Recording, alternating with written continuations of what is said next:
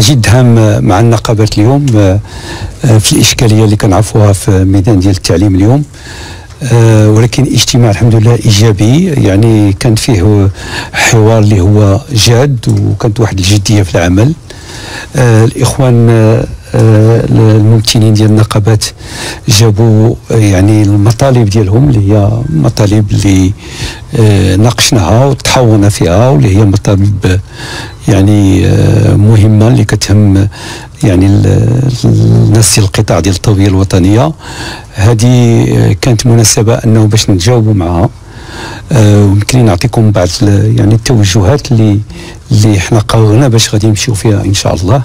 انه غادي يتم اولا التجميد ديال يعني النظام الاساسي ديال التعليم، باش ان شاء الله كذلك تكون فيه واحد امكانيه ديال التحسين ديال الدخل ديال يعني الموظفين والموظفات اللي موجودين في القطاع ديال التربيه ديال التعليم.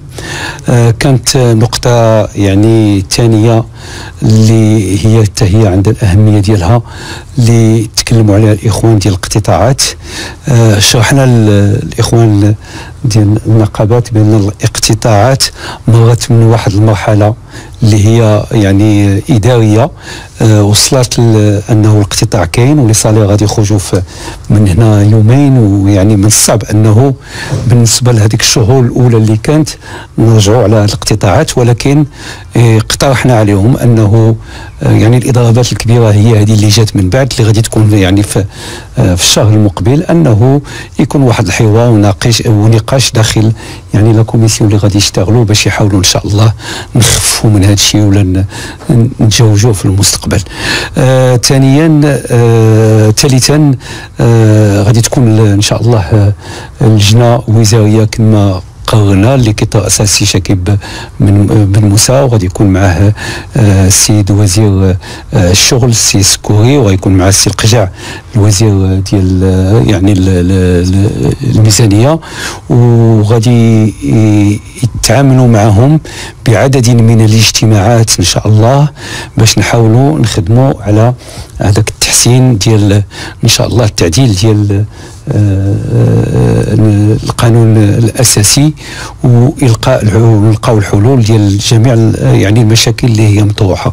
وهذا الشيء اتخذنا فيه قرار انه ان شاء الله في حد اقصى على ماكسيموم ليميت انه 15 من يناير يعني ان شاء الله يكون التوافق بين الاطراف وتبدا التطبيق ديال هذا يعني التوجه وهذا النظام الجديد. اذا هذه كلها يعني افاق جد ايجابيه اللي غادي نشتغلوا فيها واللي تم عليها الاتفاق مع النقابات، مع العلم انه الحكومه بالطبع قالت بان غادي يكون اجتماع ابتداء من 15 من نهار الخميس ان شاء الله. نهار الخميس غادي يكون اجتماع مع اللجنه الوزاريه باش يشتغلوا على اول يعني على هذا النظام الاساسي ويشتغلوا على هذه الامكانيات. وقلنا لهم بانه لازم يعني احنا طلبنا من النقابات وهذا طلب ملح انه لابد انه الى غادي نبداو نتناقشوا، غادي نبداو نتحاوروا، غادي نلقاو الحلول، انه ولادنا ما يضيعوش، يعني الكل خصو يرجع للاقسام ديالو، لان حنا دخلنا في واحد الديناميه ايجابيه، وهذه الديناميه الايجابيه خاصها تكون كذلك في الرجوع الى الاقسام. وشكرا لكم.